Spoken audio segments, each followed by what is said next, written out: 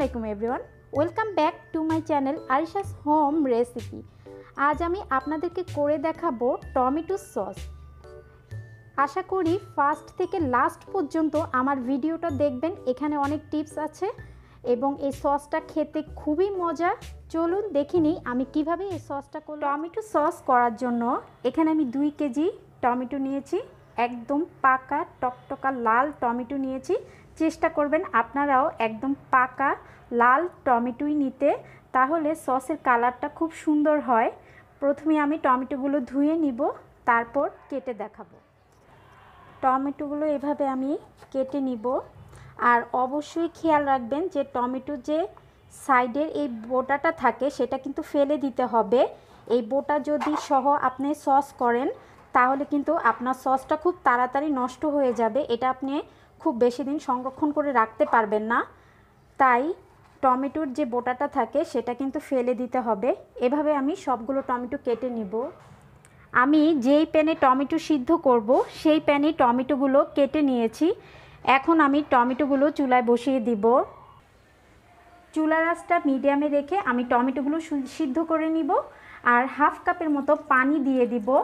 আর tomato থেকে কিন্তু প্রচুর পানি উঠে, তাই আমি একদম কম পরিমাণে পানি দিচ্ছি। আর এই পানিটা দেওয়ার কারণ হচ্ছে টমেটোগুলো যেন পুড়ে না যায়। তাই এখন একটা ঢাকনা দিয়ে ঢেকে রাখবো। ফিরে আসছি সিদ্ধ হওয়ার পর। আমি টমেটোগুলো একটু দেখব কি অবস্থা। টমেটো থেকে কিন্তু প্রচুর পানি বের হয়েছে আর টমেটো কিন্তু প্রায় সিদ্ধ হয়ে এসেছে। আমি আরও 2 মিনিটের মতো একটু সিদ্ধ করে নিব। এখন আমি দেখব টমেটো সিদ্ধ হয়েছে কি না। টমেটোগুলো কিন্তু একদম সিদ্ধ হয়ে গিয়েছে। আমি আর সিদ্ধ করব না, আমি এখন চুলাটা অফ করে দিব, তারপর এটা ঠান্ডা করে নেব। টমেটো আমি ঠান্ডা করে নিয়েছি, এখন আমি এটা ব্লেন্ড করে নিব। টমেটো ঠান্ডা করে আমি একটা ব্লেন্ডারে জগে নিয়ে নিয়েছি। আর অবশ্যই টমেটো ঠান্ডা করে নিতে হবে, আর না হয় কিন্তু ব্লেন্ডার নষ্ট হয়ে যাবে। এখন আমি এটা ব্লেন্ড করে ফিরে আসছি। সবগুলো টমেটো আমি ব্লেন্ড করে নিয়েছি। এখন আমি এটা ছেঁকে নিব। এখন আমি ব্লেন্ড করে নেওয়া টমেটোগুলো ছেঁকে নিব, কারণ টমেটোতে যে আমি ব্লেন্ড করলেও কিন্তু অনেক অবশিষ্ট অংশ থেকে যায়, বিচি তারপরে খোসা, এগুলা দিয়ে কিন্তু সস করলে সসটা স্মুথ হবে না। তাই আমি টমেটোটা খুব ভালোভাবে ছেঁকে নিব। ছেঁকে নেওয়া শেষ। টমেটোর যে অবশিষ্ট অংশটা আছে এগুলো আমি ফেলে দিব। টমেটো একদম রেডি। এখন আমি এটা দিয়ে সস করব। আর সস করতে আমার যা যা লাগছে সেটা একটু আপনাদের সাথে শেয়ার করব। এখানে আমি সস বানানোর জন্য 2 টেবিল স্পুন নিয়েছি কর্নফ্লাওয়ার, আর 2 টিস্পুন নিয়েছি আমি মরিচ গুঁড়া, আর 1 টিস্পুন নিয়েছি বিট লবণ, 1 টিস্পুন নিয়েছি সাদা লবণ।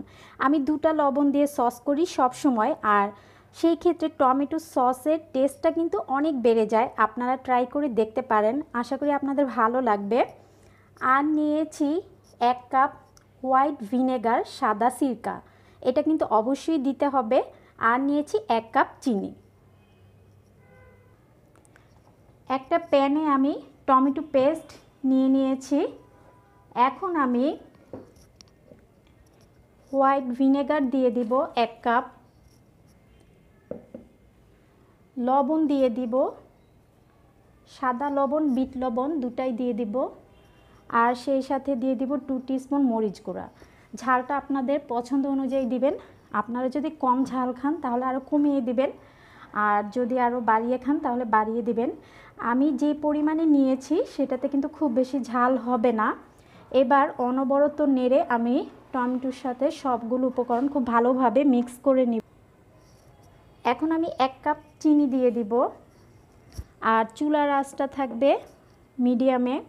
চুলার আঁচটা বাড়ানো যাবে না, চুলার আঁচ যদি বাড়িয়ে দিই তাহলে কিন্তু নিচ দিয়ে পুড়ে যাবে, আর পুড়ে গেলে কিন্তু অবশ্যই সস খেতে ভালো লাগবে না। টমেটোতে বলক চলে এসেছে, আমি কিন্তু অনবরত নাড়ছি, নাড়া কিন্তু স্টপ করা যাবে না, তাহলে কিন্তু এটা লেগে যাবে। এটা কিন্তু কন্টিনিউ লাড়তে হবে। এটা আমি চুলার আঁচটা কিন্তু একটু লোতে করে দিয়েছি। চুলার আঁচ বাড়িয়ে দিলে কিন্তু এ পর্যায়ে কিন্তু এটা খুবই ফুটবে, ফুটে একদম চারপাশ ভরে যাবে।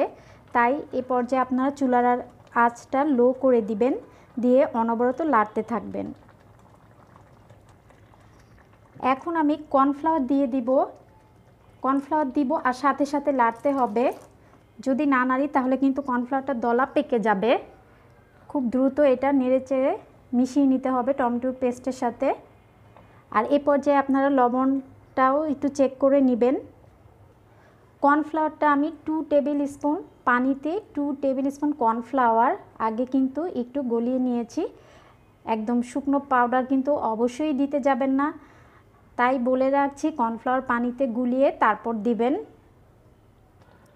এই পর্যায়ে কিন্তু আপনারা সসের টেস্টটা একটু চেক করে নেবেন, লবণ, চিনি আর ঝালটা কীরকম হলো।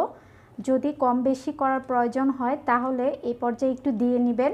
আর আমি যে পরিমাণ টমেটোতে দিয়েছি আমার কাছে কিন্তু আর লাগেনি, আমারটা একদম পারফেক্ট আছে, আমি চেক করে নিয়েছি। আপনারা কিন্তু এই টমেটো সিজনে এখন বেশি করে সস তৈরি করে সংরক্ষণ করে রাখতে পারেন।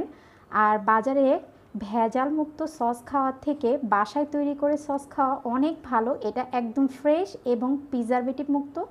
বাজারে আমরা অনেক দাম দিয়ে সস কিনে আনি এবং সেটাতে কিন্তু প্রিজারভেটিভ থাকে। তাই চেষ্টা করবেন বাজার থেকে সস না কিনে একটু কষ্ট হলেও বাসায় সস করে নেয়ার। আর এই সস তৈরি করতে কিন্তু তেমন কোনো ঝামেলা নেই, খুব ঝটপটি তৈরি করে নেওয়া যায়। আমার সসটা কিন্তু প্রায় হয়ে এসেছে। আর এটা যখন আমি ঠান্ডা করব এটা কিন্তু আরও ঘন হয়ে আসবে। আর আপনারা বুঝবেন কিভাবে সসটা হলো কি না, এরকম একটা পিরিচ নিয়ে সেটাতে একটু সস নিয়ে যখন দেখবেন যে এটা খুব আস্তে আস্তে পড়ছে তখনই বুঝবেন সসটা রেডি। আর যখন এভাবে মাছ বরাবর একটা দাগ কেটে দিলে দেখা যাবে যে এটা কিন্তু একটার সাথে আরেকটা লেগে যাচ্ছে না, তখনই বুঝতে হবে সস কিন্তু আপনার রেডি। এখন আমি চুলাটা অফ করে এটা ঠান্ডা করে নেব। দেখুন সসের কালারটা কিন্তু কতটা সুন্দর হয়েছে। এটা কিন্তু শুধু আপনার একদম টকটকে লাল টমেটো দিয়ে করার জন্য কালারটা এত সুন্দর হয়েছে। আর এটা খেতে যে কতটা মজার এটা কেউ বুঝবেই না যে এটা বাসায় করা, এটা বাজার থেকে কেনা না, এবং বাজার থেকেও এটা ফ্রেশ এবং প্রিজারভেটিভ মুক্ত আর খুবই ইয়াম্মি। আশা করি আজকের রেসিপিটা আপনাদের ভালো লেগেছে। সবাই অনেক ভালো এবং সুস্থ থাকবেন। আল্লাহ হাফেজ।